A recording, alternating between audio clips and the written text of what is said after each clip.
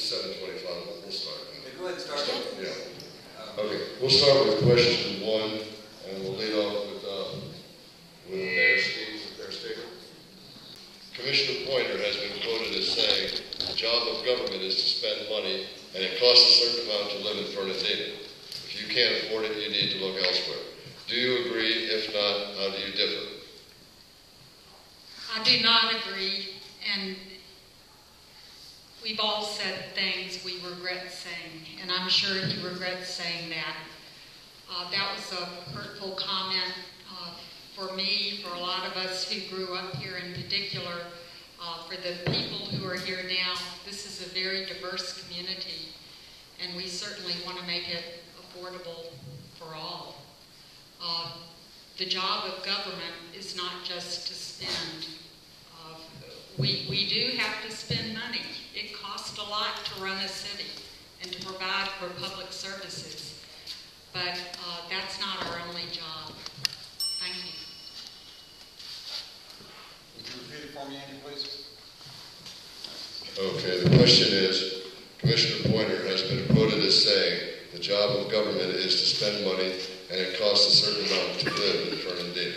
If you can't afford it, you need to look elsewhere, unquote. Do you agree? If not, how do you differ? That was, I don't want to comment on what another commissioner may or may not say. I don't agree with the statement.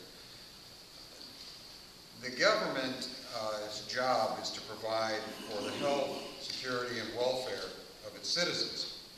The government doesn't have any other way of generating revenue other than taxes and fees. I believe that if you stimulate business, you will generate more tax revenue as a result. That's close enough. Thanks. Mr. Ellis? Well, I certainly don't agree with that statement. The government's role is not to just spend money. The government's role is to, as Eric said, take care of the public welfare, public safety, fire and rescue, and so on. Streets, sanitation. The revenue that comes in is certainly comes through only two sources, but can be spent in a very frugal manner. And I think that the expenditure side of the ledger as well as the revenue side need to be looked at, and that's what I intend to do. Thank you.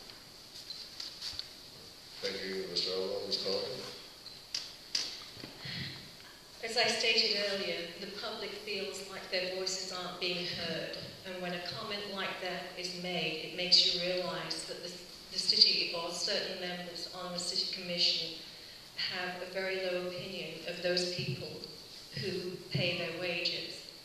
They are public servants. That is a highly inappropriate comment for a public servant to make. I agree with what the gentleman said with regards to the government's role in taking care of the public. It's not the government's role to create jobs. It's the government's role to protect the citizens who live in the city. Thank you. Thank you, Ms. Colligan. Question 2, we'll start with Commissioner Childers, since Mr. Corbett has not yet arrived. Okay? Question 2. The city has an endless list of required permits, impact fees, franchise fees, and taxes that create an unfavorable environment for both businesses and the residents. We are the only governmental agency in Northeast Florida who did not opt out of the ridiculous state law requiring permits for doghouses, pump houses, and other small projects. As incumbents, why have you not done something about it? And for the new candidates, how do you feel about that? Or how do you think you will handle that, dealing with that? We'll start with Mr. Childers. Thank you. I have been on the record as opposing the comprehensive plan. The comprehensive plan is a document we file with the state that becomes our planning department's Bible, for lack of a better word. Everything that they plan is a result of that comprehensive plan. Without reducing that comp plan, we don't have a chance of making government small, in my opinion. That's where we need to start, by getting rid of some of these ridiculous things in the LDC, such as when you apply for a variance, you cannot consider the adjacent properties when looking at the use of a particular property. That should be removed from the LDC, along with many, many other things. Thank you, Mr. Childers. Mr. Elwell. I would call immediately for a review and a reduction in all franchise fees, impact fees, and so on, because I firmly believe that the government needs to spend what they bring in.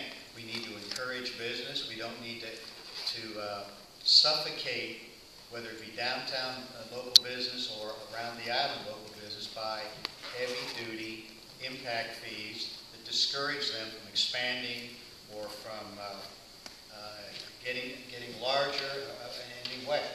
So I would call for a reduction in those, and then spend the money that we have by reducing the expenditures and reviewing each of the departments.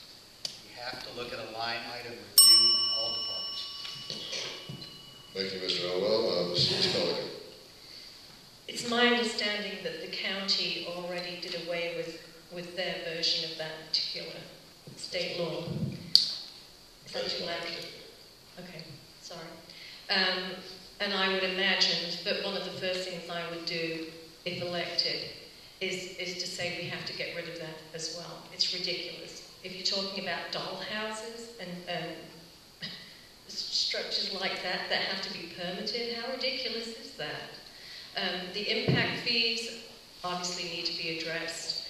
And, oh, sorry, I'm getting back to you. Okay, thank you.